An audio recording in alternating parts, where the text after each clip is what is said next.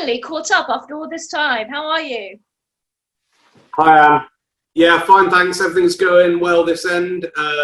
Beard's getting a bit crazy, but other than that, I'm doing okay.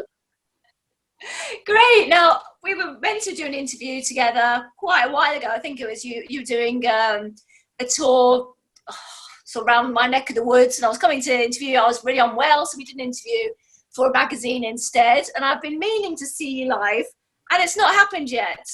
So I'm hoping once lockdown's over, we're going to finally be able to cross paths. Yeah. Now, you just played at the Breaking Band's virtual festival. So tell us how that went.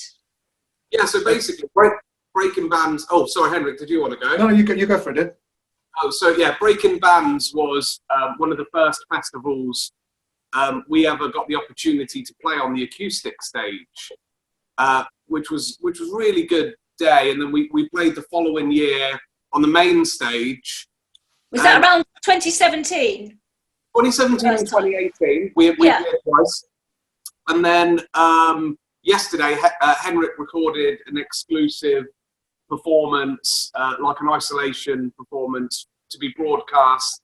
And it was, I think, second below headline for their virtual Webfest for Breaking Bands. And they're doing it all weekend. So, we had lots of people tuning in on both Facebook and YouTube. And yes, it's good to be a part of.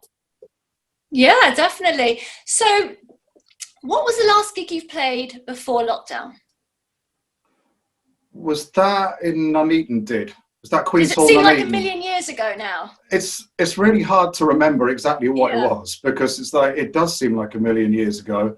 And we had done Queen's Hall, Nuneaton. I think that the night before that was with Dax and Roxanne and Blue Nation. Yeah. And before that was with Dig Lazarus, Riders Creed, and Dax and Roxanne, and that was Corporation Sheffield. And then the gig before that was Winter's End, Planet Rock Winter's End, which was just like almost the way, like, if there's a way to go into lockdown, it would have been to end it after Winter's End, because that gig was like, that gig was unbelievable. I was about that actually. How did it go? Had you played there before? No, that was our first time at a Planet Rock event, and frankly, we were all in a pretty bad state that day. We'd all had like a rough night, or had been ill, or oh no. And we were first on, so I think I had like half a cereal bar for breakfast. I took like half a pint of beer on stage with me, and I thought you were going to say you had it with half a pint of beer for your breakfast. Yeah, well, I did have a couple of sips, but I was struggling to keep anything down right at that point. But yeah, so we got an amazing reception, and it was just such a cool gig, and the merch queue, we never sold as much merch as that, and then a few days afterwards we got invited to do Rockstock at the end of this year, which fingers crossed is going to happen. That will just be really looking forward to that, because we get to play the main stage there as well, rather than the second level stage. It's like, oh, okay, this is great. Wow, brilliant. So your latest single, My Bad, tell us about that track. I believe it's the opening from your album Self-Aware. That was the last release from the Electric album. We've just only recently released a new single. Oh, okay. Tell us about that. Can we tell you about that? Okay, so we as I said earlier, we were doing like when we did Breaking Bands, we got invited to do the acoustic stage, and there's been many acoustic performances for Empyre, whether it be at festivals or, you know, we've had the opportunity to play at Birmingham Arena, opening up for the Eagles on the unsigned stage as acoustic, and we also did Alter Bridge and Shinedown last year, and the Australian Pink Floyd. So there was a buzz around the acoustic side, because we kind of treat that a little bit differently. You don't just simply pick up acoustic guitars or get on the piano and play the songs the same. We reinterpret, reimagine them. If you imagine MTV Unplugged, the Stone Temple Pilots, even artists like Alanis Morissette. So we've actually released a studio recording of an acoustic single from Self-Aware called Drive.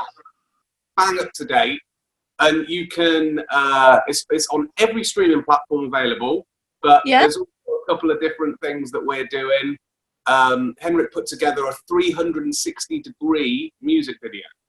So you can go into the music video, follow the band round, and see. Oh, wow. So we've got loads of stuff going on with that. I mean, I've recorded a little isolation play along with that, but we're really pushing our acoustic other side at the minute because it's popular and not many other bands are doing it. Okay. Well, are you writing at the moment? I mean, have you got another album planned or an EP? Yeah, we'll certainly be doing another album. I think whether we do an EP first, not quite sure how we're going to orchestrate it at the moment. It's a case of, does anybody know what's going to happen next in the current climate? No idea. But we are writing at the moment. I mean, before we had this chat, Did and I were talking about like some parts of a song that we're working on at the moment. So there will be some, and that's all electric. So there will be another electric album. The question is like, when do we get to finish that? When do we actually get into a practice room, practice those tracks?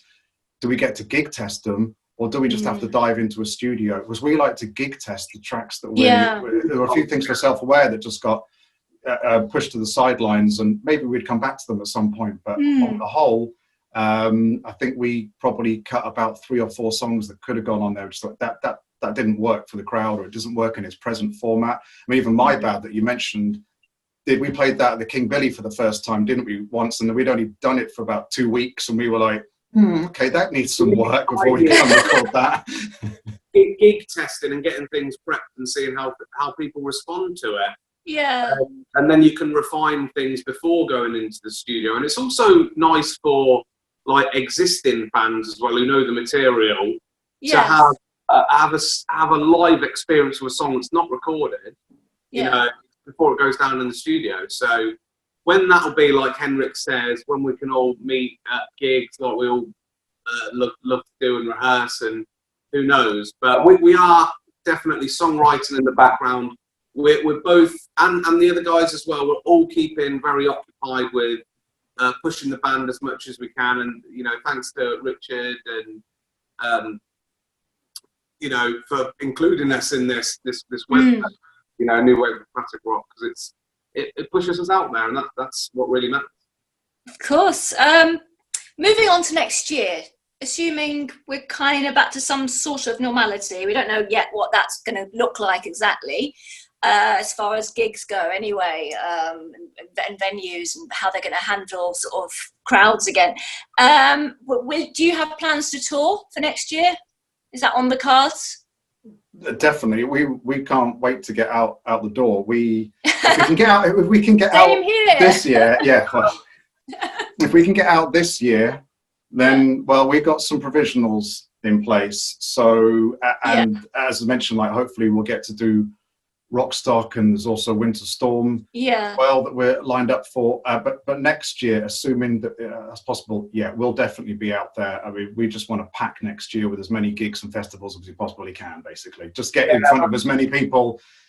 There's so many people, like, I think there's so many people that haven't seen Empyre yet. There are so many people that have discovered us, like me, in the course, like you, in the last couple of months. So it's like, what's that, Did? Anne was poorly when she was scheduled to do that interview. Yes, I came down with whooping cough. Yes, very badly. That's nasty. Yeah. And for months afterwards, I was doing interviews with half a voice. I could hardly speak. You know, just disappeared for no reason. So that wasn't good. Next year. Next time we'll do an interview in person, definitely. Yeah. Anyway, I'm going to leave you and love you now. I did want to say, before I went, don't forget to wash your hands. I believe one of you had something like this to say to another interviewer recently. So those are going to be my final words to you. Yeah, I did the... That was actually at one of the...